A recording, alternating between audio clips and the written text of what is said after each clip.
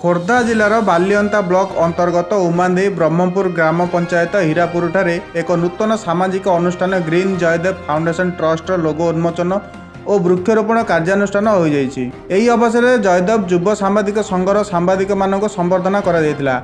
संगठनर मुख्य trustee Dinabandhu Bhoi, trustee Gagan Bhoi, trustee Bishnucharan Sahu, trustee Gobind Behera, trustee Subhash Das, विधायक प्रतिनिधि अच्युतानंद पात्र, जिला परिषद सभ्य अमरेंद्र प्रसाद पट्टनायक, विशिष्ट शिक्षाविद नारायण बेहेरा, विदुभूषण पट्टनायक, चित्रानंद भोई, रंजन कुमार महापात्र और सुरेंद्र दास, नेत्रानंद भोई, रंजन कुमार महापात्र और सुरेंद्र दास प्रमुख उपस्थित रही लोगो उन्मोचन सह वृक्षरोपण करथिले। विधायक निज अभिभाषण में ग्रीन जयदेव ट्रस्ट द्वारा समग्र जयदेव निर्वाचन मंडली अंचल खाली पड़िथिबा सरकारी जमी रे वृक्षरोपण करने सह सबुज बलय सृष्टि करने को आह्वान करथिले।